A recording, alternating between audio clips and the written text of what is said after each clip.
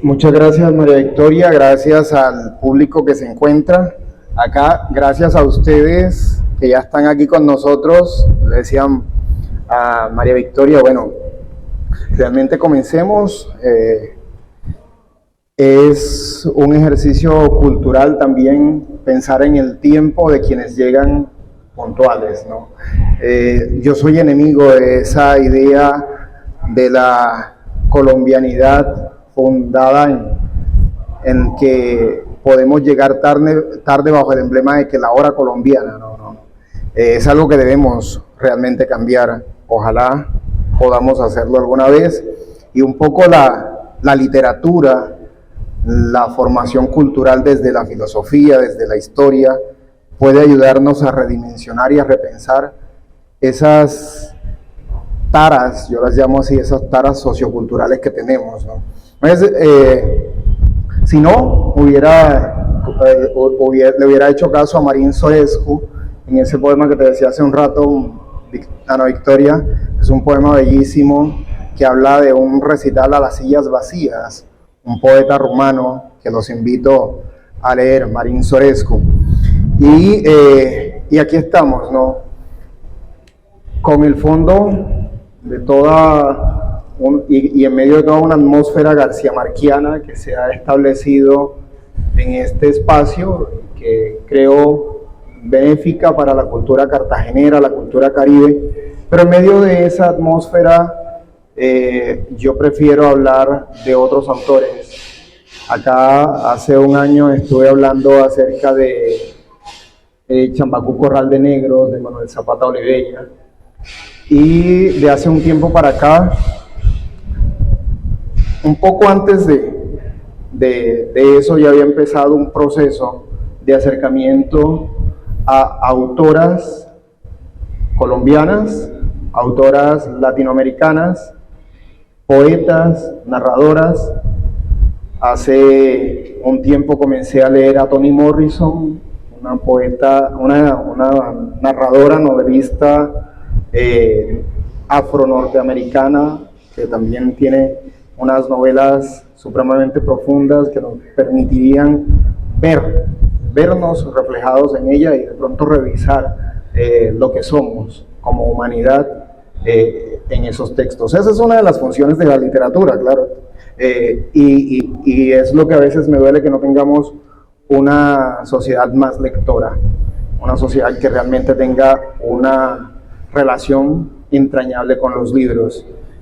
El trabajo con Marvel Moreno ya viene desde hace unos 4 o 5 años, cuando me encontré con sus libros de cuentos publicados en un solo tomo, precisamente por Alfaguara, ¿cierto? Que creo que están acá en la librería, que es de pronto la editorial que tuvo la valentía de rescatar y de mostrarle a Colombia, no al mundo. Marvel estaba siendo leída ya desde hace mucho rato en algunas partes de Europa.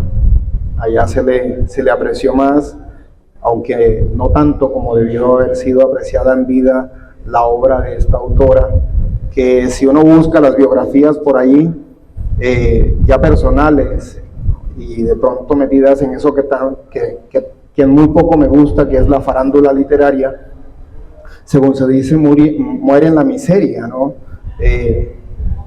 Atacada por el mal del lupus y pues casi que en el abandono por parte de una sociedad colombiana que ya la había exiliado, ya la había menospreciado desde que vivía en Barranquilla, y que terminaron estigmatizándola quizá por todo lo que muestra en su obra, por lo que revela, y que no es realmente una sátira o una serie de indirectas, sino simple y llanamente el reflejo de lo que se es, y que los escritores, y en este caso una escritora como ella, están en el deber de literaturizar, ponerlo en sus obras, simple y llanamente para presentarlo como parte de los elementos que constituyen la verosimilitud de ese relato, ¿no? El escritor no es un juez, es simplemente alguien que muestra, alguien que presenta, que toma la realidad, y ya sea a través de lo fantástico, a través de lo real maravilloso, a través del realismo mágico o a través del relato social directo, ese realismo que encontramos en la obra de Marvel, lo pone allí para que quien lea se lo encuentre y haga con ello lo que mejor le parezca, enjuiciarlo, verse en ello, ver a los demás en ellos. Ese es el ejercicio del lector, no el del escritor o de la escritora. La escritora simple y llanamente toma una realidad y la lleva, la ficciona, como lo hizo Marvel con todas las herramientas narrativas que tenía y con todo el talento. Estamos hablando de una escritora realmente talentosa que de pronto, por ciertas circunstancias que se dieron en torno a ella, generadas por ese Caribe patriarcal, por esa Barranquilla hasta cierto punto machista, literariamente hablando. Hace poquito me reía y conversaba con unos amigos porque alguien en Barranquilla se inventó una conferencia sobre el carnaval en la obra de García Márquez. Y bueno, es probable que hayan algunas líneas, yo que he leído la obra de este autor, no las he encontrado de manera explícita, pero de algún lado se agarraron para hablar de eso, ¿no? Y me gustaría revisar en algún momento el texto de la conferencia. Pero no miraron, o no han mirado, o no sé si no les interesa, que quien trabajó realmente el carnaval como motivos de sus relatos fue Marvel Moreno. Tenemos un cuento de Marvel Moreno titulado La noche feliz de Madame Ibún. Sobre ese cuento escribió un ensayo que, bueno, probablemente salga publicado en el Minotauro, y el cuento tiene como espacio un baile de carnaval una noche de sábado en uno de los salones de los clubes en donde se reunía la élite barranquillera. Y si uno revisa su primera novela, la primera novela de Marvel, que la tengo por acá, y que es de las cuales de pronto les voy a compartir algunos apartes, aunque por ahí vi que alguien adquirió la segunda, una tremenda novela, la que tiene usted ahí entre las manos, El tiempo de las Amazonas. En esta novela también aborda ese tema del carnaval y y a partir de ello se apoya para construir otra forma del Caribe, otra forma de narrar el Caribe. Porque también están ese estereotipo de que fulanito narró y construyó la idea de Caribe. Yo no comparto eso. Cada escritor del Caribe, o cada escritora del Caribe, a través de su poesía o a través de su narrativa o de su ensayística, relata una forma de Caribe que podemos encontrar, porque el Caribe no es uno solo, el Caribe son muchos. Es una idea extendida, múltiple, variada, que cada escritor puede de alguna manera configurar desde su obra. Tocaría leer algunos ensayos escritos por Germán Espinosa, en donde se encuentra una idea muy particular de Caribe, o la manera en que lo aborda desde el elemento del patio Héctor Rojas Erazo, el mismo Manuel Zapata Olivella en Chambacú, o en su novela Changó de Gran Putas. Hay unas formas de contar el Caribe que competen a cada uno de los escritores, y Marvel hizo lo suyo, configuró una idea de Caribe vista muy particularmente, y eso es lo que más me gusta, ya no desde la visión de los hombres escritores, una visión que puede, aunque no lo creamos, ser o tender a ser hegemónica, ¿sí? Y ella rompe con eso, y es probable que eso haya causado ciertos resquemores en el escritor o en los escritores que tienen su ego, ¿no? Tienen su ego, y de pronto viene una mujer con tanto talento, con una manera de narrar tan particular, a decirles: yo hago literatura, y literatura bien hecha. Entonces aquí está Marvel Moreno, quiero presentárselas esta tarde, desde esa obra que ella construyó a partir de los 3 libros de cuentos que escribe a partir de estas dos novelas, ¿no? Y bueno, quería empezar leyendo un fragmento, pero bueno, ya me puse a hablar de otras cosas. Siempre me pasa cuando yo organizo formatos para lo que voy a conversar y termino rompiéndolos yo mismo. Entonces voy a leerles un pequeño fragmento con el que quería iniciar, pero ya estamos aquí, en el que de alguna manera se refuerza eso que acabo de decirles. El relato de Marvel no se queda solamente en Barranquilla, como mucha gente lo ha planteado, no se queda solamente relatando lo que le ocurre a la élite barranquillera de su tiempo, es en ese sentido alguien que anticipa lo que ocurre hoy día, quizá porque la escritora tiene la capacidad de ser una visionaria, o quizá porque la misma sociedad de los años 30 o 40 del siglo XX sigue siendo la misma de hoy día, anquilosada en el tiempo, anquilosada culturalmente, quizás debido a razones políticas, culturales, quizás al abandono de todos los estamentos que podrían hacer del Caribe un mejor vividero, ¿no? Y bueno, están todos esos elementos allí que podrían servir de razones para que Marvel haya escrito una obra que, si la leemos hoy, podemos sentir que tiene una vigencia realmente estructurada, llamativa, y que puede de alguna manera seguir siendo la historia de un presente dentro de unos 20 o 30 años.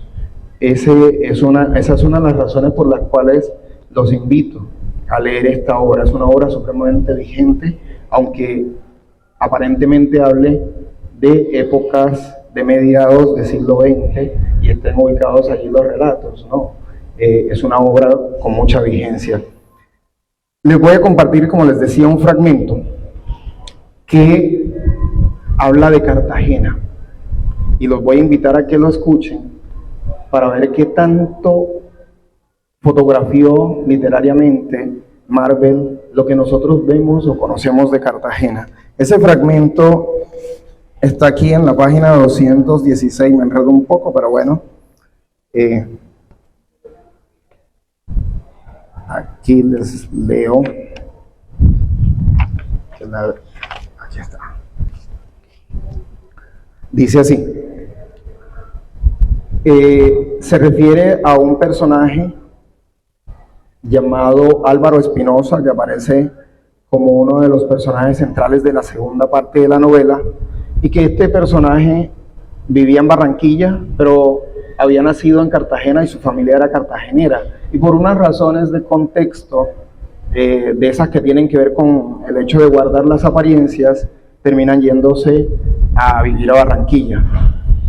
En una retrospectiva, que es muy peculiar de la narrativa de Marvel, hacer retrospectiva a partir de los personajes, ella indaga un poco por el pasado de Álvaro Espinosa. Dice así: los cartageneros lo llamaban Farto, creyendo que su pretensión se dispararía al igual que los barros juveniles cuando pasara su adolescencia, porque en esa antigua ciudad de inquisidores y traficantes de esclavos se era mucho más discreto, y la hipocresía culebreaba en barrocas sutilezas que los niños aprendían oyendo hablar atentamente a los mayores, hasta descubrir en sus pliegues y repliegues los feroces matices de discriminación racial contenidos en el lenguaje corriente. ¿Será que se les parece a algo que pasa entre nosotros, ¿no? Cuando nos decimos, no, es que yo soy más blanquito que tú, ¿cierto? Con la misma perspicacia que aplicaban a distinguir a un mulato, no ya a través de signos tan evidentes como el tinte de la piel o la ondulación de los cabellos, sino por algo más atenuado, un cierto color violáceo en las encías, un tono oscuro alrededor de las uñas, huellas que aparentemente no nos percatamos, pero parece que por acá, si no, es que tiene la encía negra, es negro. ¿No les ha pasado eso nunca? ¿No lo han escuchado? Sí. Un cierto color violáceo en las encías, un tono oscuro alrededor de las uñas, desvelando así alguna historia de amor ocurrida 50 o 100 años atrás, para regocijo de una sociedad sofocada bajo el peso de odios que tenían la edad de las murallas, y donde cada quien se jactaba de saber de memoria la vida y las andanzas de sus ancestros, desde que el primero de su estirpe, en coraza fulgurante y empenachado casco, desembarcó por Dios y por el rey en la ciudad. La costumbre de muchos de nosotros casi que disfrazar el hecho de que somos descendientes de negros o de nativos americanos, pero casi siempre se saca a relucir el ancestro español. Sí. Naturalmente que todos eran mestizos, aunque pretendieran ignorarlo, y racistas, aun si el concepto ni siquiera pudiese formularse en aquellos tiempos, y si mucho después, cuando la palabra había hecho ya su camino, discutiendo en un restaurante de París, con el más refinado de su clase, Lina, viese su rostro bello, pero demasiado pálido, descomponerse ante la ofensa de una tal afirmación. Ellos nunca habían aporreado o linchado a sus negros. Los querían, los habían integrado permitiéndoles una vida decente fuera del casco colonial de Cartagena. Los negros podían pescar, limpiar zapatos, vender lotería, y si eran muy viejos o muy pobres, mendigar a la puerta de las iglesias. Se les tuteaba con burlona desenvoltura, sin que en ello hubiera el menor asomo de desprecio. Y, a diferencia de los chiflados gringos, se toleraba sus defectos sabiendo de antemano que ninguna religión o ideología los llevaría a ser menos pillos, perezosos o cobardes. De allí que... No, dejémoslo hasta ahí, porque después les leo toda la novela, me encarreto otra vez. Sí captaron la idea del fragmento, ¿no? Más que todo, más que de pronto revelar desde lo que hace Marvel algunas circunstancias que no son propias, es mostrarles esa conexión que desde su narrativa configura no solo en Barranquilla, sino que también se traslada a una ciudad como la nuestra. Ese no es el único pasaje en el cual se habla de Cartagena en la novela. El tiempo de las Amazonas está construido ya desde otro espacio distinto, es en París, y desde París se va a Bogotá, se vuelve a Barranquilla, no toca Cartagena, pero en esta novela sí. En esta novela también hay un personaje que permite que la narradora y el personaje a través del cual focaliza la narración llegue hasta Montería, y también a través de ese personaje se habla de la cultura monteriana, de la raigambre zenú y de toda esa zona que también configura el Caribe, ¿no? El personaje, ahorita no recuerdo el nombre, pero es como se le llama acá, un indio, y así se le llama en la novela, ¿no? Y se le habla de todas sus costumbres y de todo ese misticismo que hereda de su raza ancestral. Entonces nos encontramos con una novela plural que, insisto, sabe retratar el Caribe en toda su pluralidad, en toda su variedad. Allí, pues, es uno de los puntos que me gustaría que tuvieran en cuenta, por si no han leído a Marvel Moreno, acudir a esa obra. Hace unos días alguien me daba un chance en su carro, Alberto Sabogal, y hablábamos, él me agradecía el haberle recomendado unos días antes a esta autora. Me decía que no sabía nada de ella. Yo todavía me sorprendo de que una escritora como Marvel Moreno, con tan tremenda obra, no en cantidad, es una obra breve, 3 libros de cuentos, 2 novelas, quizás por algunas circunstancias no pudo escribir o publicar más,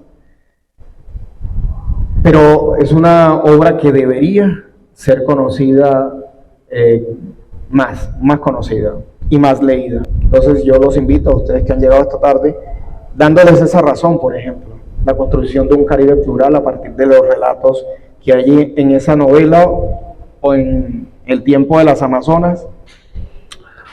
Para mí ambas novelas son el efecto de una publicación tardía, Ana Victoria.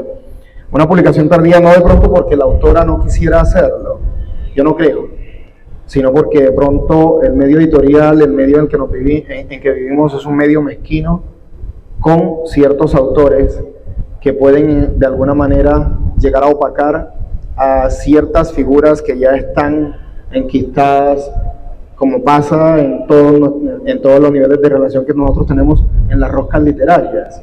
Sí, Marvel Moreno fue esposa de Plinio Apuleyo Mendoza, uno de los periodistas más significativos en el Caribe y que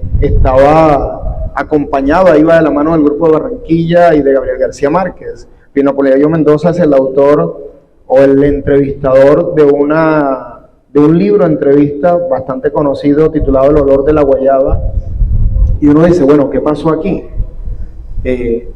¿Por qué ocultar o por qué guardar o por qué no publicar una novela como El tiempo de las Amazonas, que duró 26 años guardada en un cajón, teniendo yo los derechos de autores, él y las dos hijas, y se publica de manera póstuma 26 años después, cuando pudo haber sido un éxito literario en su momento con las debidas con los debidos mecanismos promocionales, y permitir que Marvel Moreno gozara de su estatus de escritora reconocida.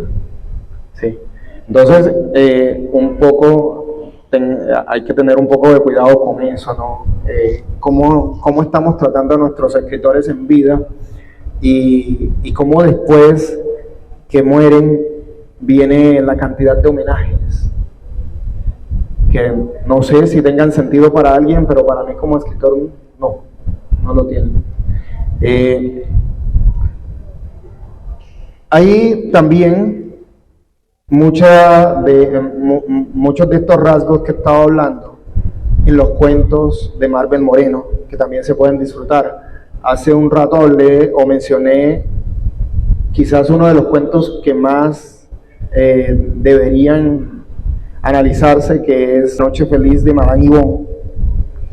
No solo por lo que conté, por el tema del carnaval, sino porque es un cuento que está profundamente vinculado con En diciembre llegaban las brisas. Yo pienso que es un cuento que bien serviría como otro capítulo de la novela, como una especie de apéndice de la novela, pero sé que de pronto por esa habilidad escritural que ella tenía no lo iba a publicar así, debido a que en el cuento el personaje principal de la novela, que es Lina Insignares, aparece en unas cuantas líneas, y el foco narrativo se hace desde el personaje Madame Yvonne, a quien se le menciona en varias ocasiones como la bruja de Siape, pero todos los demás personajes que aparecen en el cuento en esa noche de carnaval son la multiplicidad de personajes que aparecen en diciembre llegaban las brisas. Todos los personajes de la novela están en ese cuento,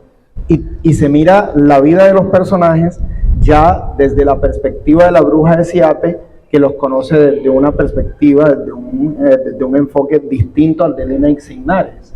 Conoce sus intimidades, conocen lo que ellos mismos les han confesado cuando van a consultarla a su casita ya de Siape, y cómo guardan las apariencias para llegar a consultar a la bruja y saber de su futuro y saber qué hacer en algunas situaciones, mientras en sus espacios guardan las apariencias que toda élite suele guardar, ¿no? Y ahí se generan toda una cantidad de situaciones que van a constituir esa idea de felicidad que está esbozada en el título del cuento. Los invito a leer ese cuento, que también permite hacer un acercamiento no solo a lo que les estoy diciendo de lo que ocurre en Barranquilla, sino que ocurre en las élites y en las clases sociales de todas las ciudades del Caribe, Sincelejo, Montería, Cartagena, están allí. Que ella haya tomado como eje la ciudad en la que vivió, bien, porque tenemos que ubicar el relato en algún lado, ¿no? Pero bien pudo haber hecho el ejercicio narrativo desde cualquier otra ciudad del Caribe y estaría igualito de reflejada, ¿no?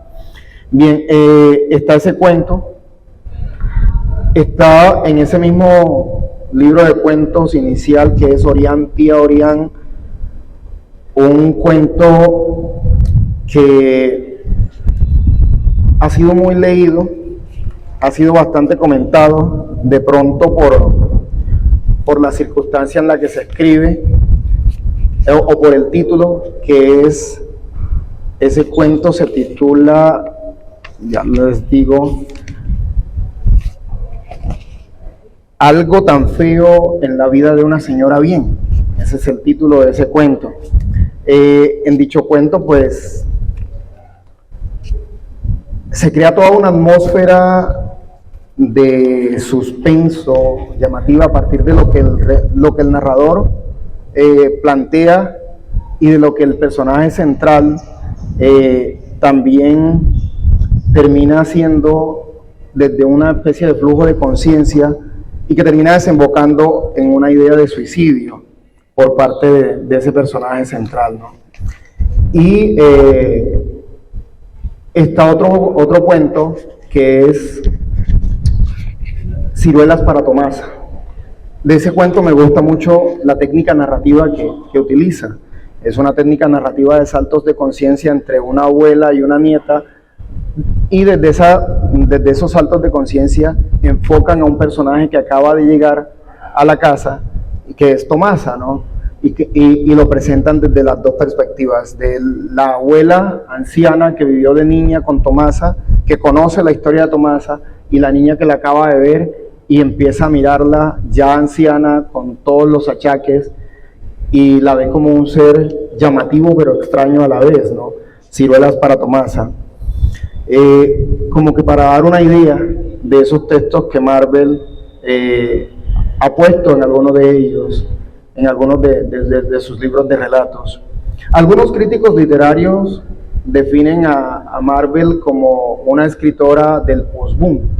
Es muy común entre nosotros esos afanes críticos de categorizar, ¿no? Y meter a Marvel en ese grupo de escritores que escribieron después del boom, pero que estuvieron marcados por los lineamientos narrativos que habían implementado los escritores del boom, como es el caso del realismo mágico, lo real maravilloso. Ya lo decía de alguna manera antes, Marvel no se ajusta a eso, Marvel trasciende esas formas de relatar, construye su propio relato de manera auténtica, y eso es muy valioso.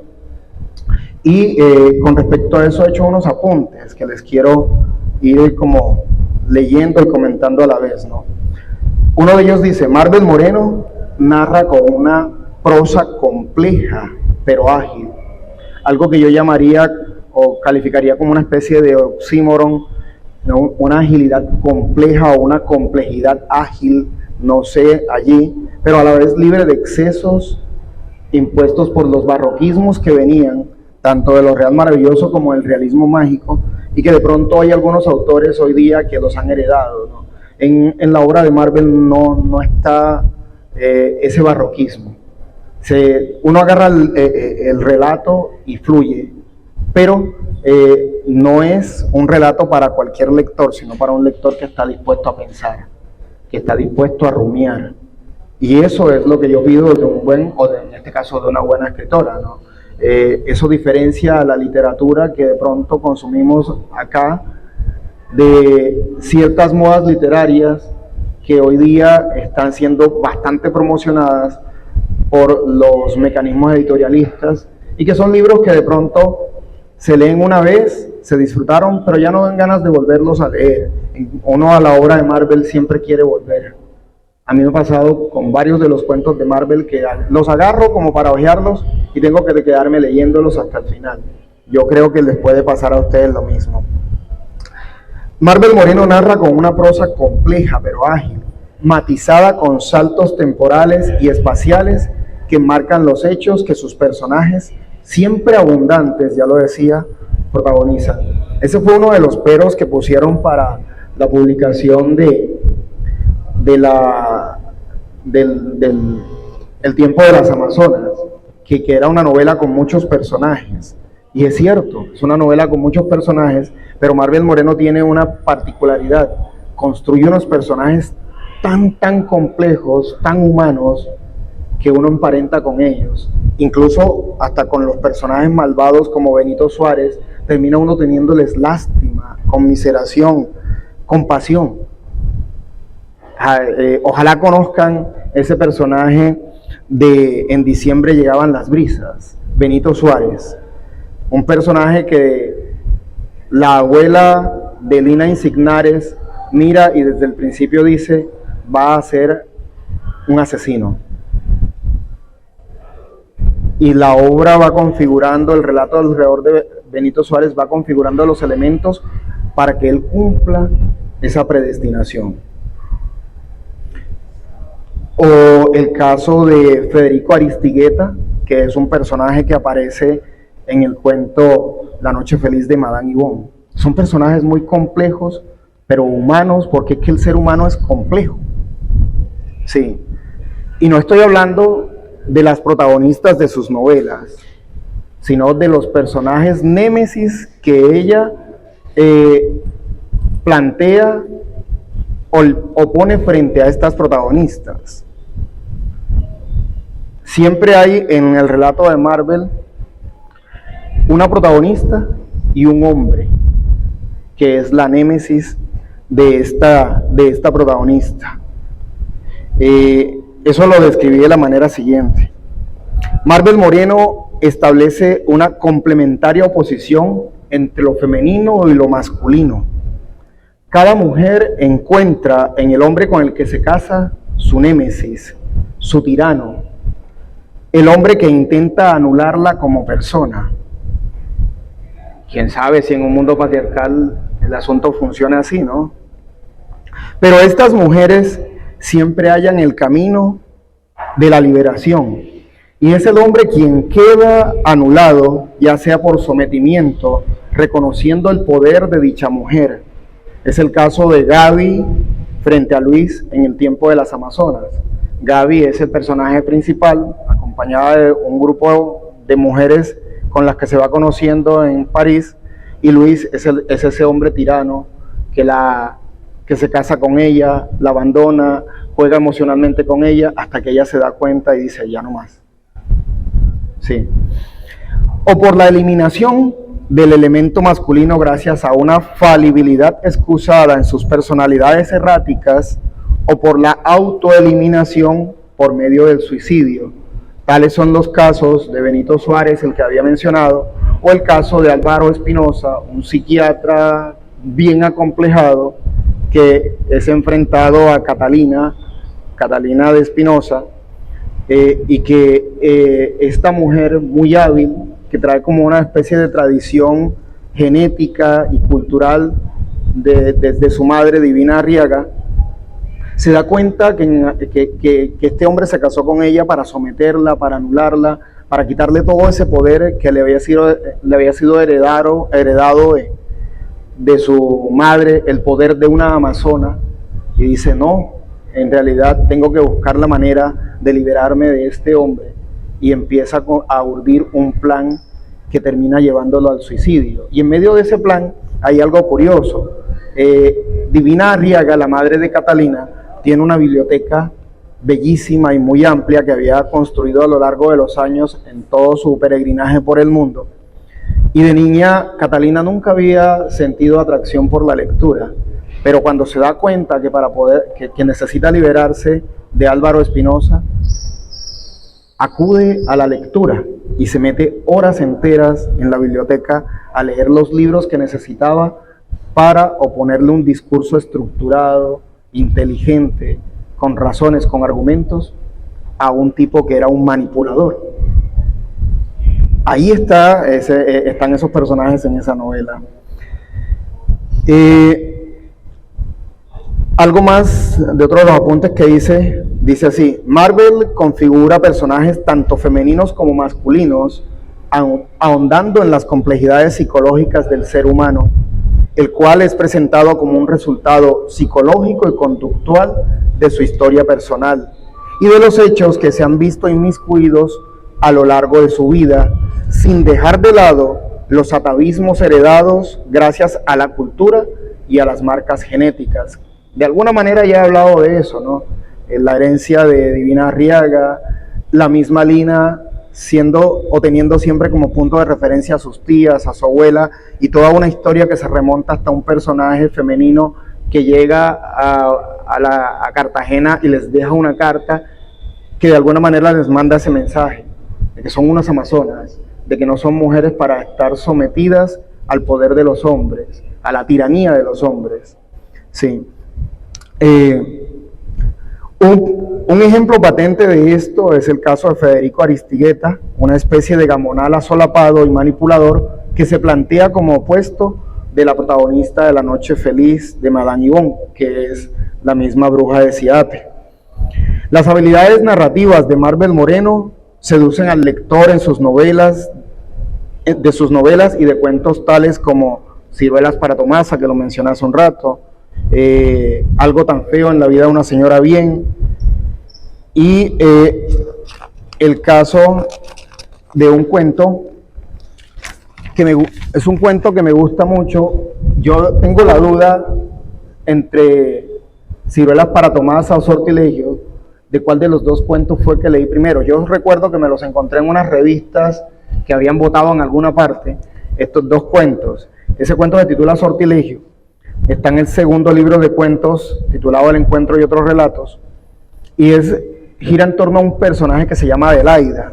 Es una pintora joven que ha perdido la inspiración y decide viajar a Dellá, una población de Mallorca, en España, a buscar esa motivación para sus cuadros, y termina encontrándose con algo bastante llamativo generado por un grupo de personajes que se reunían en una montaña y sobre la cual se había creado el mito de que eran una especie de secta, y se crea toda una especie de suspenso psicológico que genera una atmósfera bastante llamativa en el cuento. También invito a que lo lean, ¿no?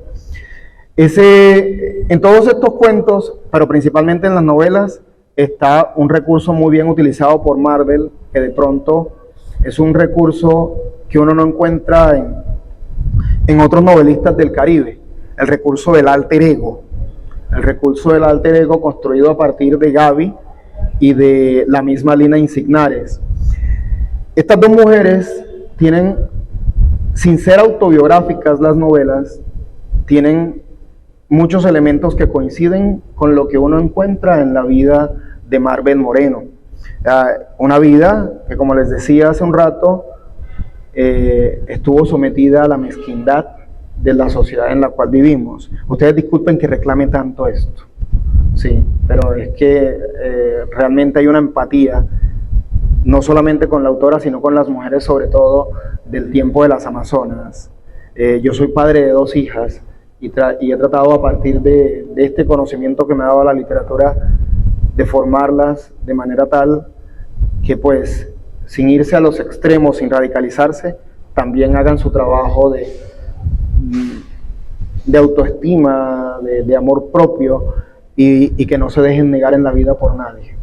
Entonces es un poco esa empatía que me lleva a pensar en estos personajes, de los cuales digo lo siguiente: son mujeres destinadas a observar y participar de un mundo en el que los conflictos emocionales, las relaciones complejas, tortuosas, hasta el límite de la tragedia, abundan tanto en sus propias vidas como en las de los personajes que cohabitan el mundo de ficción creado por Marvel Moreno. Ambas protagonistas están condenadas a una especie de aislamiento que en unas ocasiones se supera y en otras raya en el ostracismo. Pero sobre todo las une el desamparo que llegan a experimentar al marcharse del lugar donde nacieron y crecieron, y al verse destinadas a sufrir, como la misma autora, los embates del desgaste físico ocasionado por la enfermedad. El caso de los dos personajes, Lina y Gaby, es muy parecido.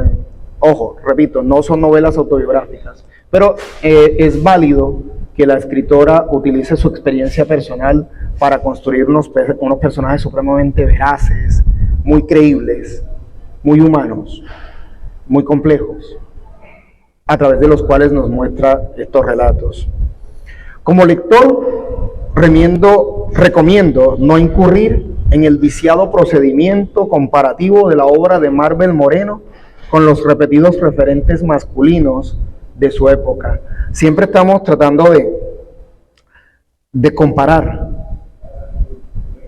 a los escritores entre sí, y en este caso, cuando leía algunas reseñas de Marvel, siempre estaba la comparación con los referentes de su entorno: Álvaro Cepeda Zamudio, Gabriel García Márquez, José Félix Fuenmayor. Y yo creo que es respetable la dimensión de la obra de estos autores, pero creo que es un vicio, es un error de la crítica literaria estar siempre haciendo eso, sobre todo con obras como la de Marvel, que se pueden analizar desde la obra misma por el valor y la autenticidad que tienen. Lo que tenemos, como lo conversaba con una estudiante de literatura, de sexto semestre de literatura hace unos días, es que construir los propios referentes teóricos del Caribe. Un estudiante de literatura, de historia, de filosofía, de ciencias sociales, va a hacer una investigación y tiene que acudir a los referentes teóricos europeos, norteamericanos. ¿Cómo vamos a mirar el Caribe desde esos referentes? ¿Por qué las universidades no se han actualizado y empiezan a hablarnos no de pensadores, que se ha utilizado la palabra pensadores de manera despectiva para referirse a quienes quieren hacer filosofía o teoría literaria en América Latina? No, son filósofos, son teóricos, con una mirada seria desde lo que somos. Y sí, hay una tradición europea que no podemos negar, pero no tiene que ser la camisa de fuerza a la que tengamos que meternos para reflexionar sobre nosotros mismos. La obra de Marvel Moreno, si se quiere hacer un trabajo, se tiene que hacer desde los referentes teóricos que hay que construir en las universidades, en los programas de literatura, en los programas de filosofía de las universidades del Caribe, que están en mora, deben eso. Estamos todavía repitiendo en los salones de clase de bachillerato la filosofía, las ciencias sociales, la historia, desde la mirada eurocéntrica y patriarcal con que se ha construido este mundo.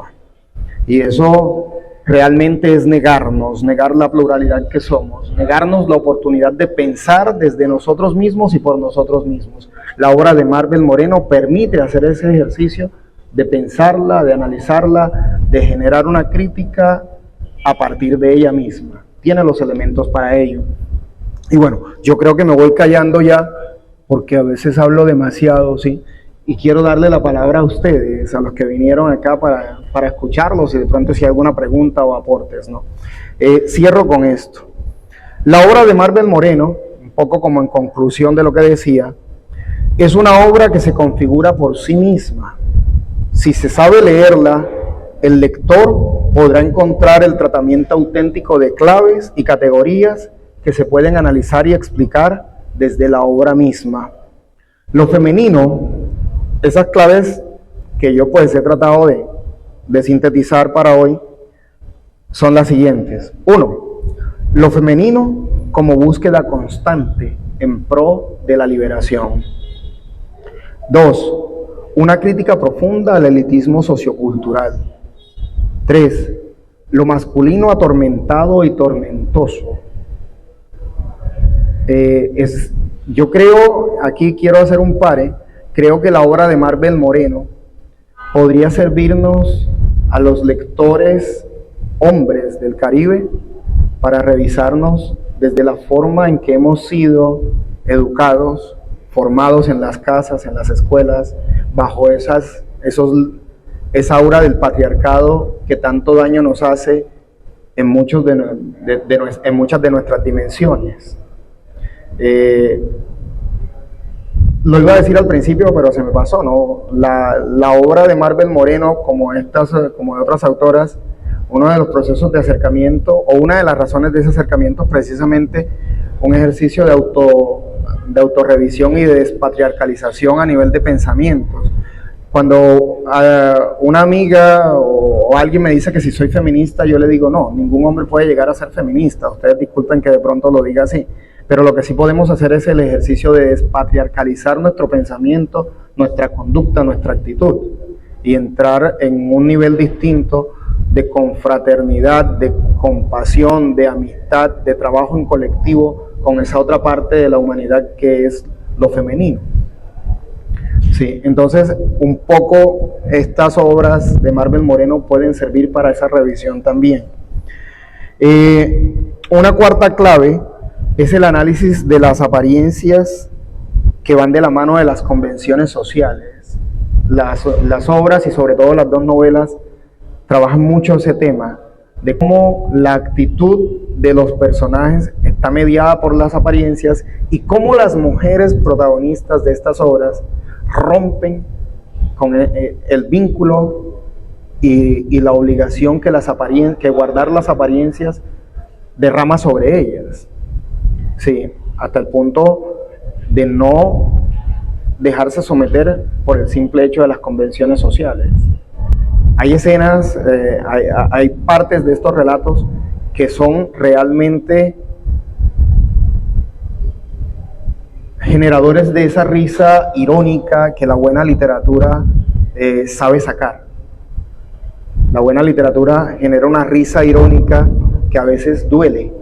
No es una risa de festejo, sino una risa dolorosa porque nos devela la verdad que muchas veces nos hemos ocultado a nosotros mismos. La terminamos encontrando en algunas líneas de una novela y nos cambia porque nos dice, esto eres tú, así que ríete, pero después cambia.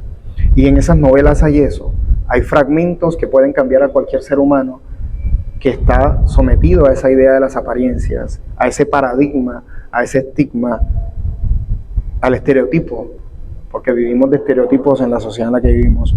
Y una última clave, una quinta clave última, es la construcción de personajes aspiracionales, así los llamé. De pronto todavía el concepto no lo tengo muy configurado, pero los llamé así.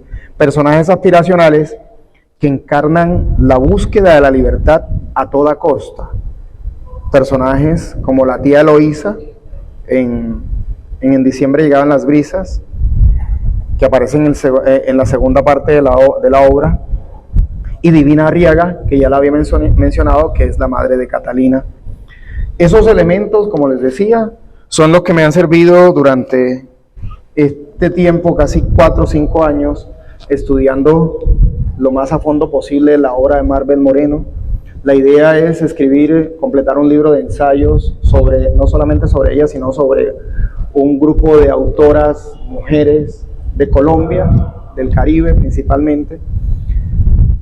Hacer esa reflexión que decía hace un rato y desde allí de pronto hacer el ejercicio de empezar a teorizar, a plantear una crítica y esos elementos paradigmáticos que necesitaríamos para pensar nuestra literatura, la literatura hecha por mujeres en el Caribe, y pensarnos a nosotros mismos y por lo menos intuir, si no podemos saberlo, de dónde venimos, dónde estamos y para dónde vamos.